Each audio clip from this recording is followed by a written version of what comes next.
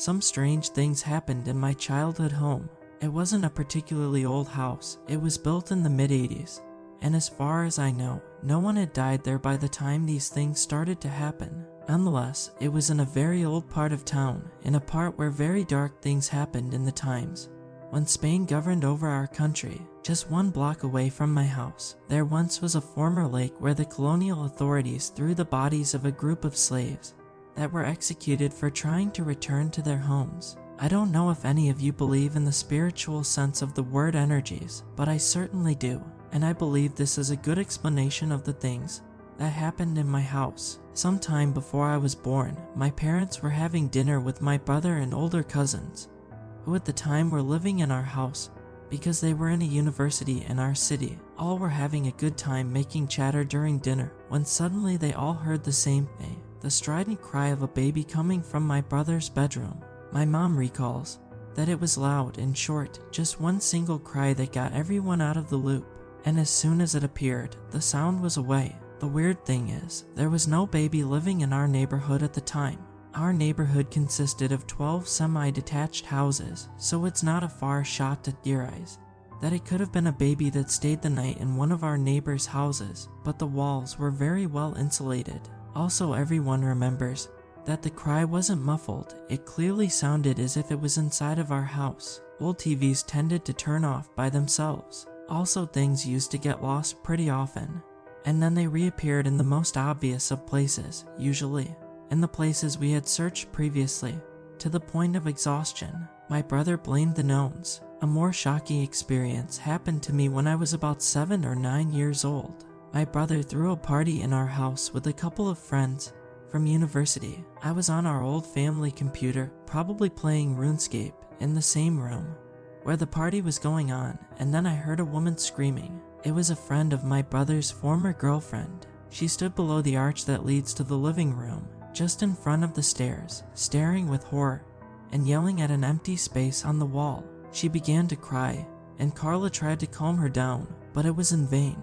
She insisted on leaving. Whatever she saw had disturbed her deeply. My brother says that once she was more calm, she claimed that she saw a man standing on the stairs, staring at her with wrath.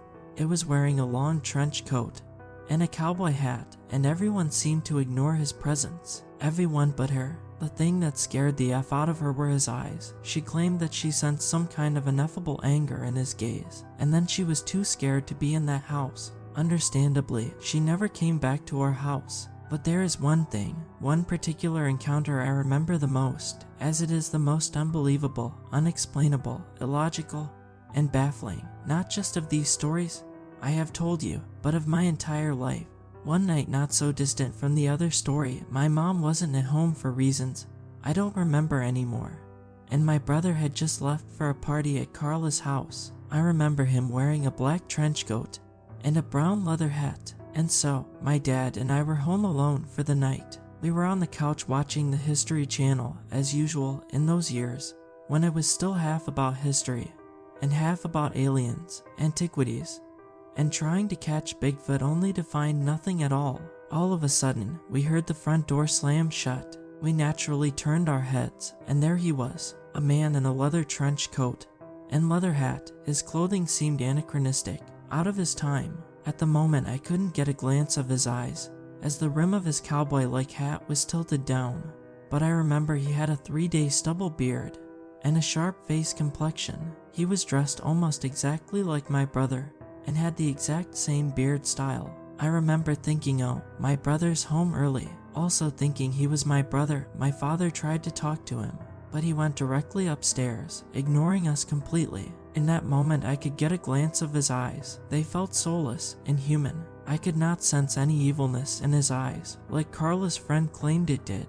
I remember how he stomped on the steps with haste, almost with anger. I also remember thinking that that man wasn't my brother. His face was not similar at all. My dad, skeptic and stubborn as he was, still thinking it was my brother, said to himself, "This guy came back home drunk again," or something along the line. After pondering on the strangeness of the situation, my dad asked if I remembered hearing the door being opened, but can't recall if I did, and also I'd be lying if I said I remember what I answered. Probably I just shrugged. My dad then tried to make me go upstairs to check on my brother's bedroom, but I was scared and refused to go there alone. Finally, we both went upstairs and we entered my brother's bedroom. Behind the threshold there was nothing but darkness. The lights were off, the windows were closed shut, and there was no sign of anybody being there. My dad checked on the closets, checked on the windows, and then checked on the other bedrooms. We were all alone. There was no trail of the Hat Man. He vanished in thin air. We went back downstairs to continue watching our show, trying to forget what just had happened.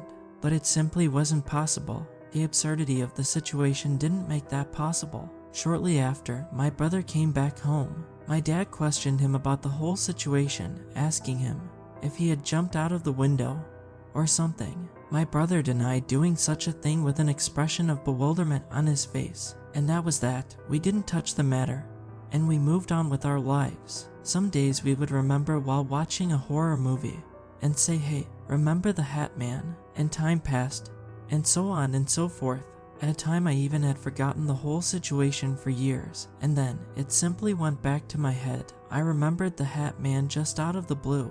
According to Chilean rural folklore, the Hat Man is the angel of death. To some others he is the devil, and his presence is nothing but the promise of loss and misfortune. That makes sense, because my dad's life was cut short by an anaphylactic shock when I was 12 years old. My life hasn't been the same since his death, both economically and emotionally. After my dad's passing, we eventually moved away from that house. To this day I still wonder, will I see the Hat Man again?